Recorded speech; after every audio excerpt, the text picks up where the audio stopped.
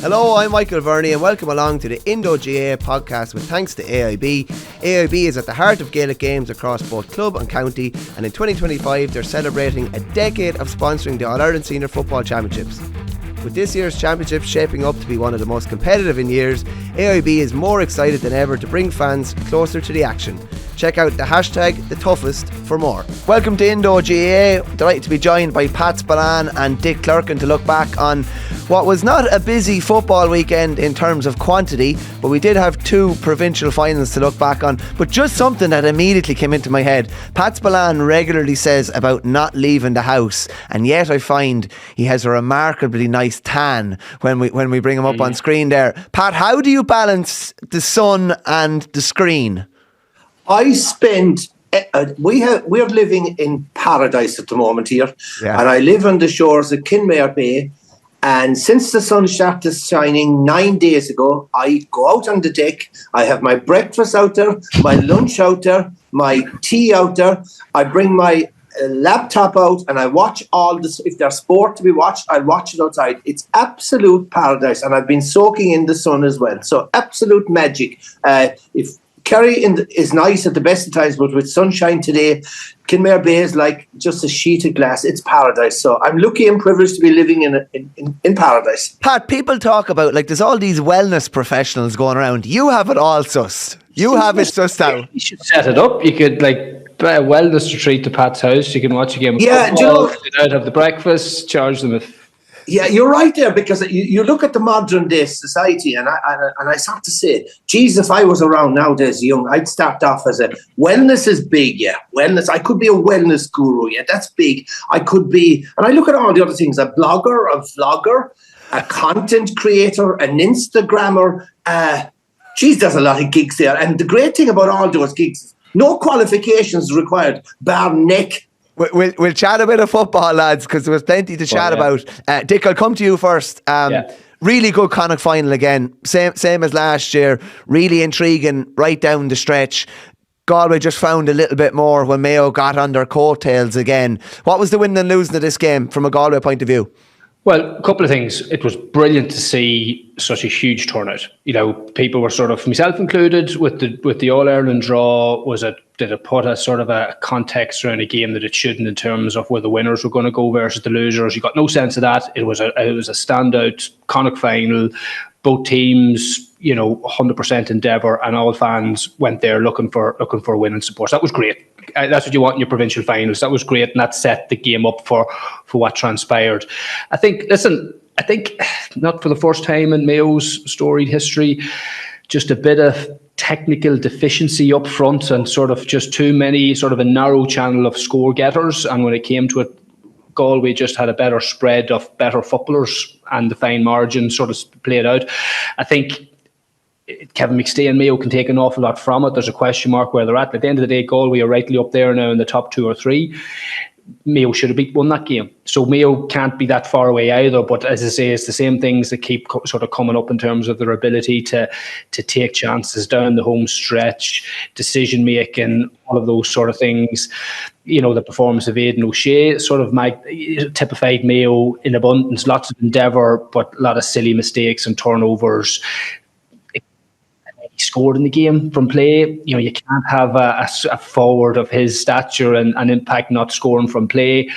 I think so. They will look back on that game. I'd say there's a lot of instances they'll be sort of really, really sorry. And can they improve that, or is that just part and parcel of Mayo's play, that they're going to be mistake ridden, a lot of missed chances? Whereas Galway they just look like a team that's ready to win in All-Ireland, and should have won one by now. They have a spread of players in the right positions. They have a confidence about them. Like Killian McDade, typified that. Yeah. Just an absolute baller in terms of how he plays the game, his confidence, his drive.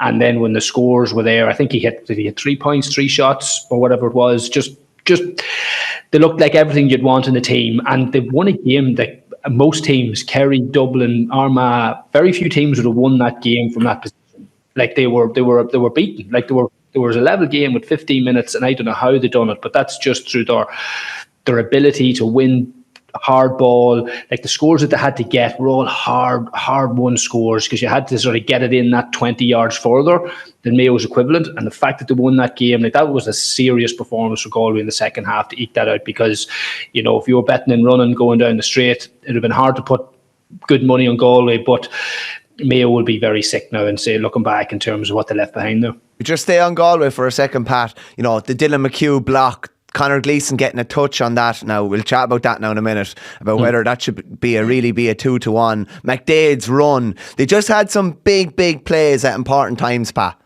Yeah, first of all, you know, it was the 5th weekend of Gaelic Football Championship, and in my opinion, that last Sunday's Connacht final was probably the best of the 5, because it had everything. You know, we were raving about Augusta and Rory McIlroy's, but last Sunday, it was an epic sporting contest of drama, of intensity, physicality, man-to-man battles, unbelievable individual displays from McHugh, McDade, Paul Conroy. Some brilliant skill execution, you know, the save from Conor Gleeson, Matthew Tierney's penalty, the solo run from Cillian McDade at the end, Cian Herland's magnificent catch under pressure. It was a roller coaster game, a result in doubt up to the final whistle. Great atmosphere with a full house in Castlebar, and everything that you wanted from a sporting contest was in Castlebar last Sunday. Geez, I really enjoyed it. Galway, if you had told me a couple of weeks ago, by the way, Comer and Shane Watts will not be playing in the Connacht final, you'd be giving Mayo a great chance. You would be writing off slightly Galway. But this is a different Galway team this year. And I noticed a couple of things. First of all, they're building a panel, which they didn't have, I think, in previous years. Yeah. The subs that came on last Sunday, Malai, Cian Hernan, Liam O'Conneilla, they made an impact. They're building a panel. They have the physicality, the athleticism and the strong running for this new game. They have, in the middle third, the best high fielders in the game, and we know how vital the kick-out is.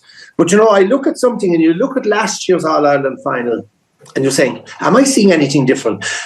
Last year, Galway should have probably won the All-Ireland final. They kicked it away. Their game management in the last 15 minutes, last 20 minutes was poor. Their decision-making, their shot execution, very poor. But I see a different team this year. I see greater game management and I see greater composure. So you saw two things. First of all, at the very start, they struggled at the start. They took a lot of 2-pointers and missed a few 2-pointers, but they didn't panic, because what they did then was they brought a bit of variety into their attack, and instead of focusing on the 2-pointers, they walked the ball into shooting positions. After Paul Conroy had scored his 3-pointers in a row, they didn't kick another 2-point. So that was number one. I thought their composure, like they struggled at the start, but they brought variety into attack. Good game management, good decision making, got the right players on the ball in space.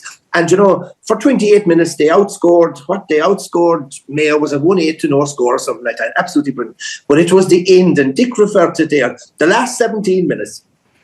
The game was a draw. Mayo had the wind and Mayo had momentum. And in the last couple of years, like I said, in last year's final, Galway struggled in those clutch moments in that last quarter, but I thought their game management and composure was very good. As Dick alluded to, the points they had to score, some of them were quite difficult, but they outscored Mayo in that last 17 minutes, 4 points to 2. And there's an awful lot I see very good. I look at the championship to date, and we've seen them all now. And at the moment, I can put 4 counties, and it's very hard to say who's the number 1, who's number 2. But I see 4 counties at the moment that have impressed me the most, and that's Donegal and Armagh, which we'll see more of next weekend, Kerry and Galway. And they're a little bit of gap ahead to Dublin and Tyrone and the rest. But I was very, very impressed by Galway, very impressed. Dick, can I just ask you, what does it do for a team when you win a game that is not even slightly against the grain? Mayo had got themselves back into that position. How much does that give you going forward, even to know, okay, we've been in a sticky spot before where the wind was against us, momentum was against us, the home crowd was against us, and we still pulled it out? Yeah, and especially the way the new game is, Mike. Like, if you look at a lot of those plays that we talk about, like for the last couple of years, a lot of games were played and won. It was very formulaic, it was very tactical, it was very structured. like those plays, be it Darcy getting up, winning ball, that run that Killian McDade run. Remember that hard run he just took off? That's just instinctive. The Dylan McHugh block, they're instinctive big plays that you either have that in you or you don't. You know, you can't coach that. Players either have that willingness to get up and compete and win ball, put in tackles, make hard runs that there's no guarantee there's anything at the end of it. And like, it's only when you do that collectively as a team that you look back and say, you know, there's something in us here that, you can't just fake. You either have that or you don't. And Galway have demonstrated that. Now, it's all well and good having the desire to do that.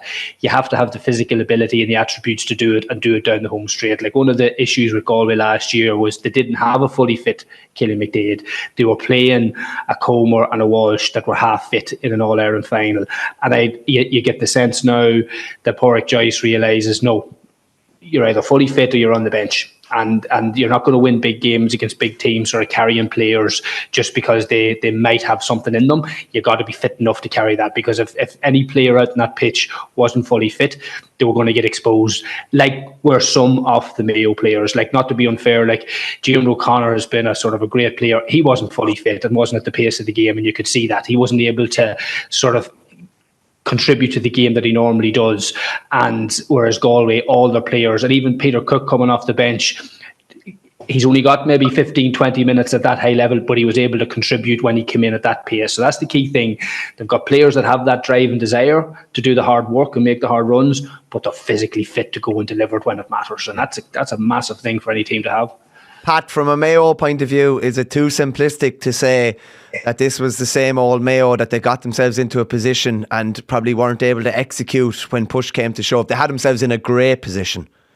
Do you know, first of all, look, I have great affection for Mayo.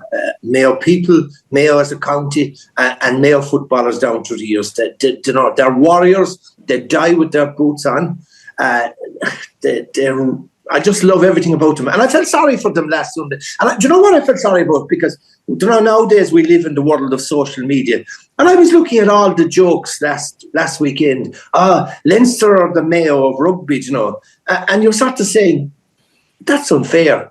Because I look at, and this is my rant today, you know, I see the rugby match last weekend, and you see the most highly paid professional team in the British Isles added with two world-class players in Snyman and Jordi Barrett, and they fail yet again. And they're professionals. They're paid to do a job, and when they get defeated, they deserve to be criticised. But I look around and I look at analysis, because myself and Dick, we're in the game of analysing Gaelic football, and we do it honest and straight, and we call it as we see it. And I look at the analysis of rugby, and I know I've got criticised over the years for this, and I look at the analysis of rugby, and it's a cosy little setup, because it's an old boys network, it's a school network, they're all palsy-wally with each other. There's no serious or critical analysis. And I look at the Irish rugby team, I remember criticised them in the Sunday World column, saying, like, there's only 8 top rugby teams in the world, 8 countries that are top, and Ireland haven't got past the last 8 ever in the World Cup, and that's the number one competition. Yet we start to glorify failures or model victories, and we blame a referee.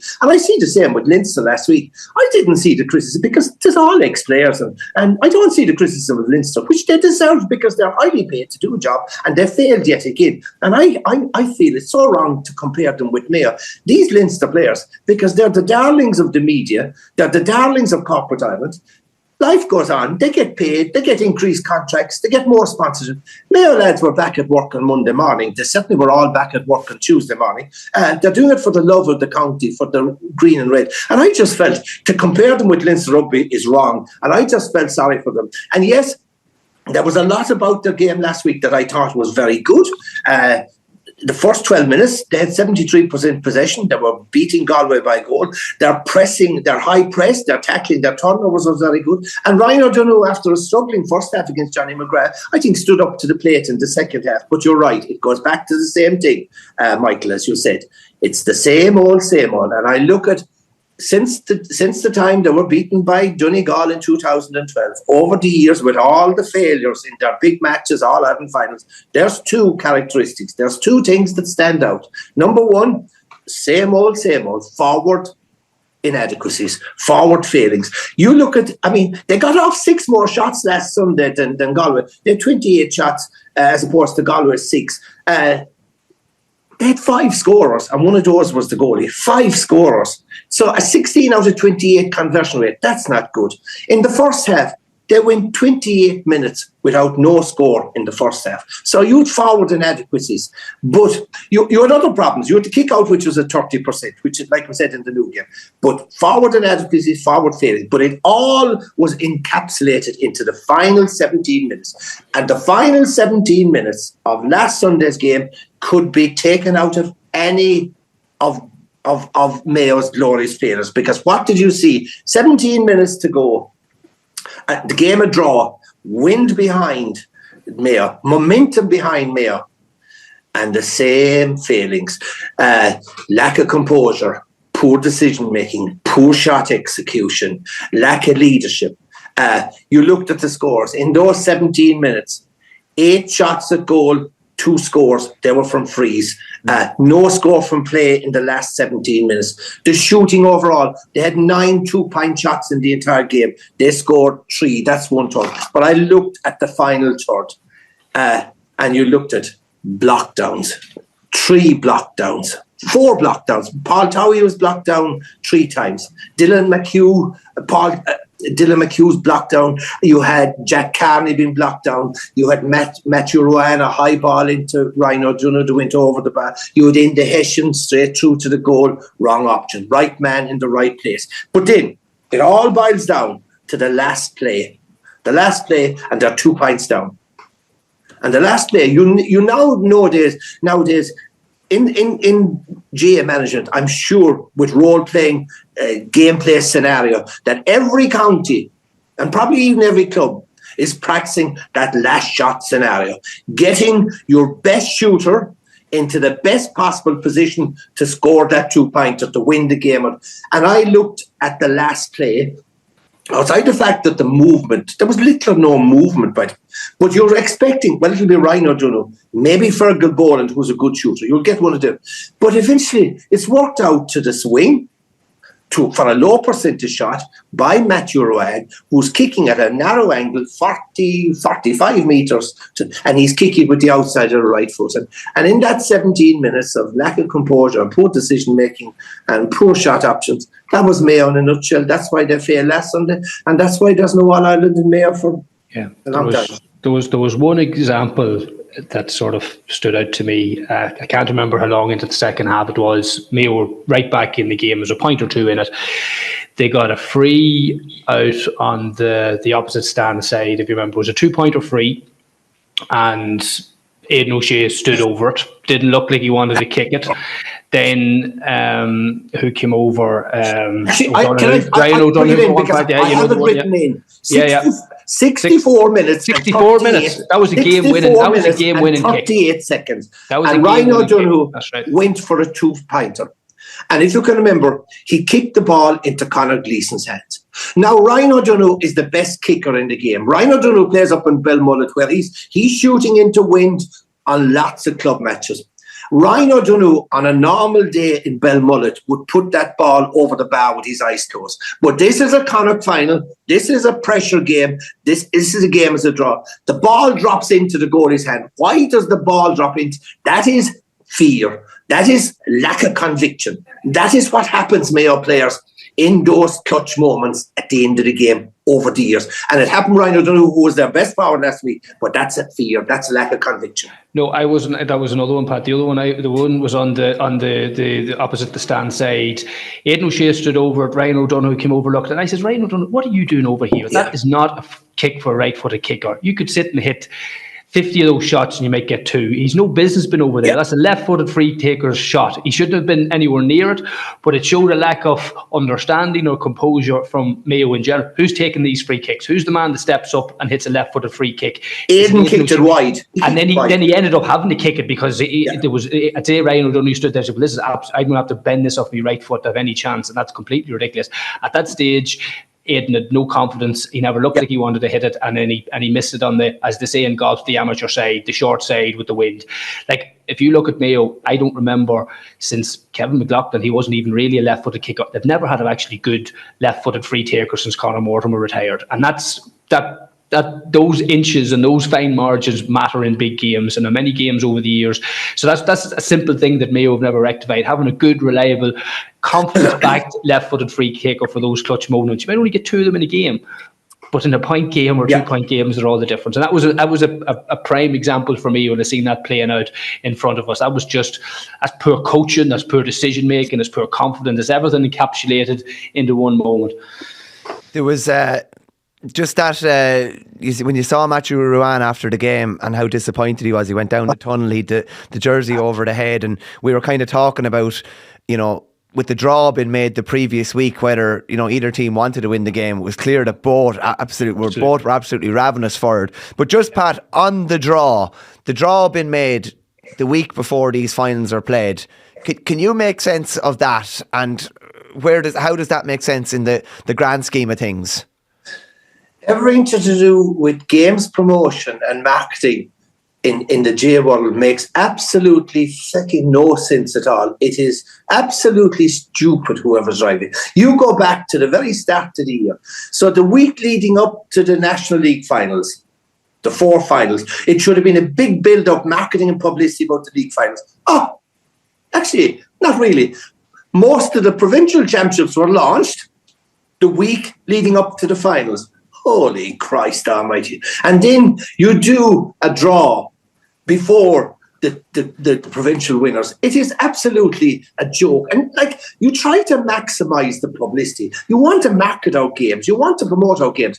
I don't know what it's like. I don't know what they're trying to do. But so you decide we're going to hold the draw before actually the provincial final played, which is Lula. That's number one. And you say, right, okay, well, we'll get a prime time slot. Okay, it used to be worse, I suppose. It used to be at 8:30 in the morning when no one was listening on the radio. But at least we put it on YouTube or whatever like that. On Wednesday lunchtime, holy Christ almighty, we can do a lot better. Everything about the marketing and promotion of the competitions, both provincial and national, are absolutely stupid. Yeah, because that's a capital S. Yeah, because Galway's, how should we say, their advantage or benefit from winning the Connacht title is they're in this beautiful group of death. Oh, what a group, a lovely group. Galway, the losers of Donegal and Armagh, which has been played this weekend, Dublin and Derry. Now, Derry look up against it already there, but there's going to be 4 teams going hard in that with one going out, so that's going to be really interesting. I'll just fly through the groups real quick. You have Meath or Louth, the winners, with Clare, Monaghan and Down. You'd have to look at that group and say, we're back, Pat. That group, it's a hell of a lot weaker. Then you have Kerry, the losers of Meath and Louth, Roscommon and Cork, again a lot weaker than that group of death. And then that group 1, you have the winners of Armagh, Donegal, Mayo, Tyrone and Cavan. Again, probably the second worst group, I would say, as regards difficulty. But it just doesn't make sense that these draws will be made before these finals are. Well, there's two aspects to it that this needs to be figured out. Like with all the wheels of change and rules, I think everyone's open to trying new ideas. If it doesn't work, pivot and do something better. Like, what should the draw, the seeding be for the All-Ireland series? It should be based on some sort of ranking for the best teams in the week, that you can't have what you have. And the only way you do that is on the league, not the provincial championships, because they are a complete distortion of what the proper ranking of it. So that's that. And so what happened this year could invariably happen next year again, once that's the way the system. Now, they're trying to obviously retain the relevance of the provincial championships and have it linked. And I get that to a point. But if you actually look at what happened at the weekend there, the All-Ireland series had no impact on the status of that Connacht final. So it shows that if we have that detachment, that the provincial finals, if they do matter, they can stand on their own merits, and whatever happens, it shouldn't have to be taken into account for the All-Ireland series. They should have been done on the league standings, have a fair draw, have it set out, and play the Connacht Championships, the Ulster Championship, that standalone fixtures like the Caribou Cup or the Europa League, and all these things are celebrated on their own merits. And then that'll allow you to have the draws, proper timings, have the league, really good competition that it links into the All-Ireland series. I don't think there's a whole pile of creativity is needed to figure that out. It just needs a few bold decisions. Yeah. But our problem, Michael, is there's two for all of this lack of promotion, lack of marketing, and lack of jeopardy is we've squeezed our competitions into such a tight time frame. There are too many matches being played in too tight. We can't afford. We can't have proper build up for our big games. We can't promote our big games. We can't promote our competitions. And while we're on it, I mean, the announcement from the president last week that, oh, by the way, after Tom Ryan suggesting that, well, maybe August is a possibility for All-Ireland finals, and Charlotte suggesting, yeah, we might even go to September. Guess what happens last week? And we said, absolutely no, we're not. The finals are going to be in July. And I think this is just... I was looking at a stat as an interesting poll from the Sunday Independent last week. Ireland thinks the May 2025 poll, and the question asked was, when should GAA All-Ireland finals take place? 6% said July, 21% said August, 53% said September, and 20% had no idea. So that's 74% say the All-Ireland finals should be in August or September. And how many club players were polled? You'd never know. Maybe they were all. I doubt it somehow. Don't give me that crap about club. I'll tell you this now. Certainly, every county player is a club player. Yes, but the problem with club, the problem with the neglect of club players under the old system. The problem was caused by two things. Was caused by inefficient county boards who couldn't organise the competitions properly. That still exists. And secondly, county boards who were subservient to the county manager who dictated when games should be played. But that still exists as well. Right, but let's say, I take Kerry. Under the old system, Kerry players had 3 or 4 district games. They had 8 league games, and then when Kerry played out the championship, then they went on to the championship. So the Kerry club players always got loads of matches, no problem. I know where you're coming from. Yes, it's vital that club fixtures are set in stone and club players get a regular amount of games and know when they're going. But at the moment, what's going to happen is with this squeezed, congested season, we're not promoting our 2 main competitions into county football only. We're not promoting our stars.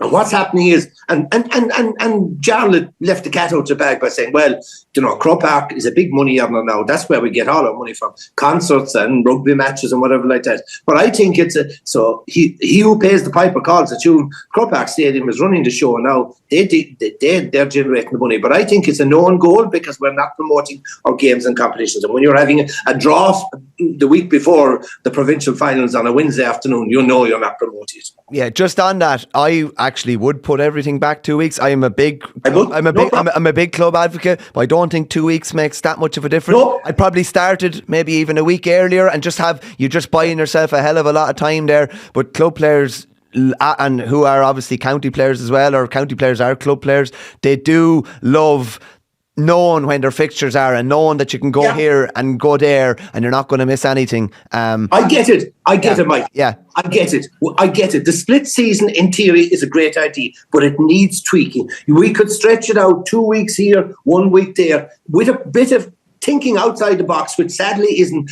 But everyone is, in fairness, when it comes to the GAA world, and our officials are no different than other one. We can be thick and stubborn and dig in our heels and refuse to admit, maybe there's something wrong here. I've no problem. Club players deserve respect. County players respect. County competitions deserve proper respect. But when you're going all the year round in congested spaces, time frame for intercounty, that's wrong. Yeah. One thing I've always, because it was the way in Monaghan and a lot of places before the whole thing changed, was that there was always a gap of 4 to 6 weeks between the end of the league and the start of the championship. The players went back to their club and they would either they'd get a chunk of the league games played or even a first round of the championship played. So that actually then sort of tapered what had to be played when they came back. So they got a bit of a head start. And that all worked quite well. There was probably just a few too many games. Like, one of the issues that bugs me now at this time of year, whatever about too many games from a GAA's perspective jammed in, you're sharing the airwaves with the end of the Premier League, the Champions League, the Europa League, all the rugby. There's so many other competitions that are going on at the same time. There's only so much you can watch. There's only so much. So all of the provincial championships are basically getting dwarfed by other sports, even if they are good on their own right, because there's only so many column inches, there's only so many hours in the TV people can watch, kids as well. Whereas actually, if you had club football going on now for the next 3 or 4 weeks, which would be great, the whole thing is mandating. And I think this is one of the issues that Jarlath touched on. It's mandating clubs that everybody has to follow a similar structure, that if you're going to give us a window there, it actually allows you to shorten the club season when you come back, get around the championships, get a few league games played. It's good for players. I used to always love getting back playing a bit of club football, especially if you were a fringe player, that you weren't getting much, or you're coming back from injury, get a bit of competitive reps under your belt. I think a bit of creative thinking could have been thought about that. This idea that has to be split, I don't think so. It doesn't apply in an awful lot of other sports, whereas the likes of the Irish rugby team and provincial champions, they run parallel. International soccer clubs, they all run in parallel. They have their sort of times and they step out of the way. Yes. So you're not re-engineering the wheel here. You're just sort of trying to be a wee bit more creative. But here, it's not going to be for this year. It doesn't look like it's going to be for next year, which is disappointing. The problem, Dick, is if there's any sort of wiggle room there, county managers will dictate, and that's a fact. Yeah, well, that's a failing on the people in charge. That's county board. That's a bad excuse. It is. I agree. But how many counties does it happen in? It happens in most counties where. I'll tell you what. The one thing that takes out money.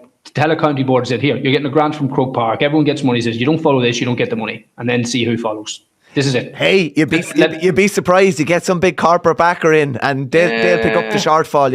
Look, Michael, in Kerry, there's a fixture schedule at the start of the year, and every Sunday is dictated for club fixtures or for county fixtures, and it's set in stone. It never changes, irrespective of whether Kerry are in the championship or out of the championship. Everyone knows. I mean, there'll be 8 county league games played before Kerry players are back playing championship. So there's no shortage of games. There's a fixed timetable, and there is no wheeling or dealing. Jack O'Connor will not be getting on to the Kerry County Board saying, I need this weekend off. No. Okay. Listen, I'm sure this is a debate. For another day. The debate we will have again. Back to that. Pat, you mentioned Kerry there, obviously. Listen, the Munster final was over before it started, really. We got very excited about the Munster semi-final against Cork. It was a brilliant game, so dramatic, right down to the last play, the last kick. And realistically, this was, like, you talk about arm's length, like they had him in another field nearly after about 5 or 10 minutes, and the game was over, really. After 3.5 minutes, Michael, I was taking notes, and after 3.5 minutes, I wrote down Kerry 1-2, Clare no score, game over. And it was game over. So it was serious analysis is probably out of the question, because it was Division 1 team against a Division 2 team. It was men against boys. The difference between Division 1 and Division 3 was start last week. It's speed of thought, speed of action. Kerry do things that much quicker. In Division 3, you have that extra second on the ball. You have that extra bit of space. When Clare comes against Kerry, that extra second isn't there, that space isn't there. Look, Clare can hold their head up high in terms of the second half. They outscored Kerry 14-10. They scored 21 points, which is good rattling. But Kerry, and look, Clare never looked like winning enough. But of course, it was pure kamikaze tactics. They decided, whether they decided or not, they left Kerry have to kick out. Holy God Almighty! So you give the kick out to quality footballers, heads up football, intelligent boys. Sure, there was only going to be one result. Kerry's performance in the first half was very, very good. 14 to 7 points. Their kicking, their intelligence, their movement. Have they learned some things from the Cork game? I did. They were working a bit more on 3-pointers last week. They scored 1 against Cork. That was an extra time. They scored 3 last week. Their shooting efficiency was much better even again. They kicked 12 wides against Cork. They only kicked 4 wides against Clare. But I was looking at the stat, and this was, I thought, this is interesting now. In the last 20 minutes, in the 20 minutes of extra time against Cork, Kerry scored 1-4, kicked no wide. Last Sunday against Clare, it was the 30th minute where they kicked the first wide. So that was 50 minutes. In 50 minutes of playing time, Kerry scored 5 goals and 11 points without kicking a wide. That's absolutely brilliant. Is that to do with, Pat, where they're taking the shot from, that they're being more conservative, or is it just extremely good accuracy, do you think? It's 2 things. Now in the modern game, there's space, and they're moving the ball into space, and they're getting shooters in space, time and space.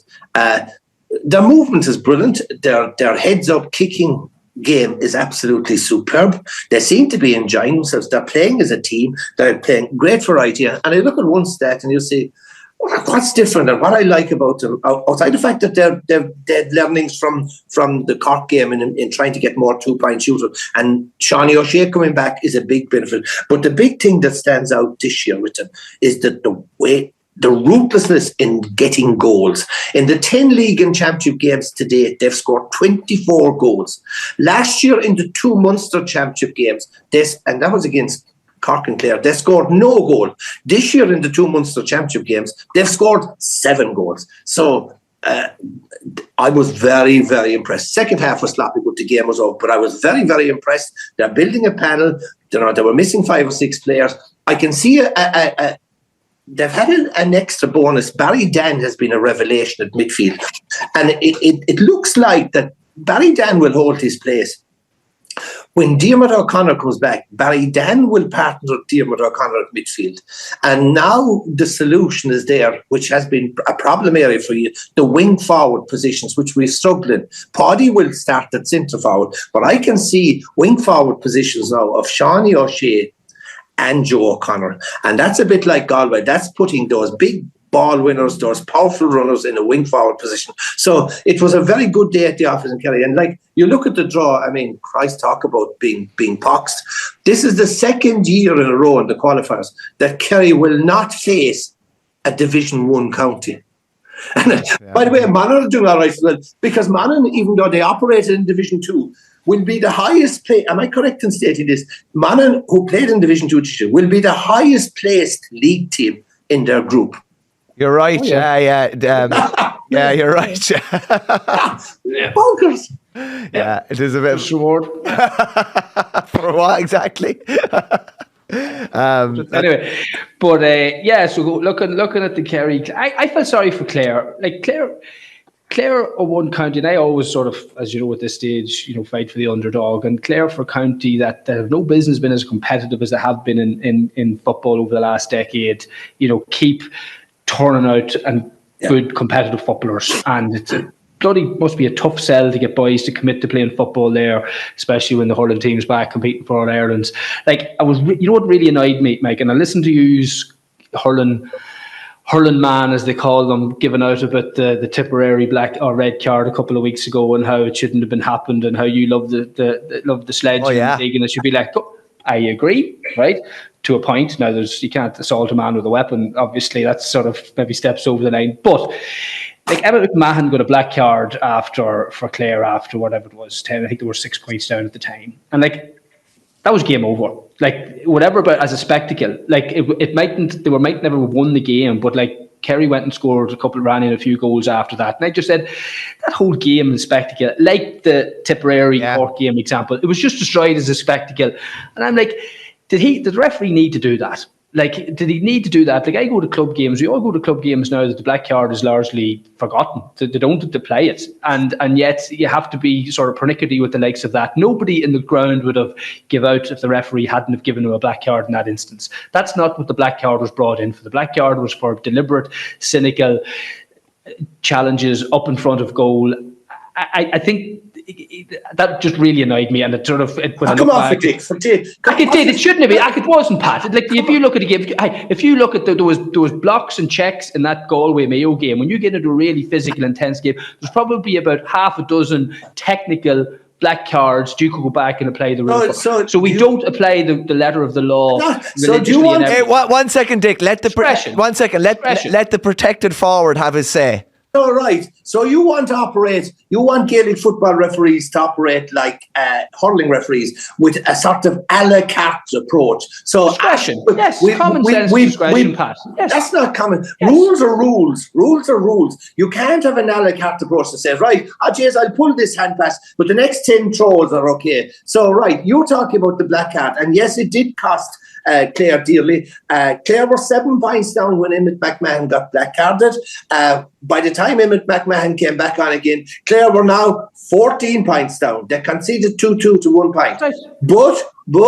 But back up again, like George Hoop, back up the cat.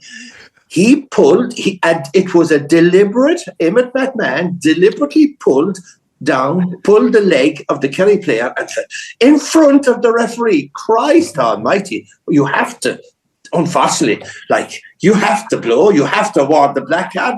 I get it, right? And it's no more when Verity and the boys were complaining about, like, they get it. It was technically a breach, but that doesn't get away from Pat. There are multiple times in multiple games that referees play discretion and they sort of don't technically implement the black card rule. So it's not a case that it's consistent. It is not. In this case, and in club football, it's actually, if you go to club football now, it's rare, only in the most obvious, blatant examples that a black card will be issued, because they have to show a bit of common sense as well. I just felt, again, the game as a spectacle, to leave the field of play for any infringement, it should be at a very high bar. And it should be within complete doubt. A referee is there to implement the rules. The rules are rules. It was a clear and obvious black card offence. The referee made the right decision. And we can't go down the road of, Jesus, look, we'll give him a couple of handy frees because the team is losing a lot. Or should there a week count in? I'm writing that down for when it comes against Kerry at some stage this year. I'm going to remind you, Pat. Yeah, black card. Pat, I'll tell you a good one. You taught PE for how many years? 30 years? 30-something years, yeah. I taught PE for 4 years anyway. And we were doing a sports day and we were playing Olympic handball at the end, and whoever won this great game, it is a brilliant game. It's such a good game, and whoever won this game was going to win the overall sports day. It's a dream scenario. It could come down to this, and the place was rocking, but one team were winning 8-2, and I let human kind of consciousness come into it, and I said I blew something for overcarry and they took too many steps, and all of a sudden the 8-2 up turned into 9-8 down, completely changed the game, the momentum, the whole thing, and it was absolute carnage after. Now, I mean to say absolute carnage. So you have to be careful when a referee lets any human kind of qualities come into it, or taking pity at all. I learned a valuable lesson. Lads, can I tell you my Olympic handball story? I was a guest speaker at a coaching conference one time, but just so it was to waffle about anything. And I knew goddamn well, because they were looking at me up on the stage, and I knew what's going to happen. This dinosaur doesn't know anything about the modern game and modern tactics and modern drills and do. And I said, I'm going to bluff these boys today. No, I'm going to dazzle these boys. And I said, I'm going to dazzle them with some innovative drills that they'd never come across. And like that, I checked out the other sports. I said, what sport could be close to Gaelic football? And Olympic handball was the sport I hit on. And I said, right, Olympic handball, throwing. So what I'll do is I'll get the advanced Olympic handball throwing drills, and I'll make them hand passing drills. And I got a friend of mine to put them on for a PowerPoint presentation, and he did the stuff and all that. And I said, right, lads, I know you're here looking for ideas, and here's a couple of good drills here now for hand passing. And I'll never forget it. Jesus, the minute they saw it, they all started writing furiously. And I'm sat there staying there, lads, am I going to tell them the truth now and say I'm bullshitting them, or I'm going to say, look, I pretend nothing and say, Spillane is a bit of a genius here? And I said, no, lads. I said, lads, I'm just after bluffing you there. I said, these have nothing to do with Gaelic football. I haven't a clue what they're working on, but I'm after bluffing you because you're like fucking sheep. You're looking for the next new idea, your next new drill, and you think that's the fucking thing. So anyway, Olympic handball, brilliant. Great game. Brilliant game. Brilliant game. Tonight, on the 12 training. It's actually, do you know what it is? It's a really good pre-season game. It's a pre-season game. You have 4 teams. You split your team into 4, maybe 5 apiece. They each play each other. Winners play in the final. Game going on here. Losers playing a wooden spoon game over here. But lads, you've been very good with your time again. We'll be back again next week to talk more football. Thanks a million to Dick and to Pat. We'll talk to you again soon, lads.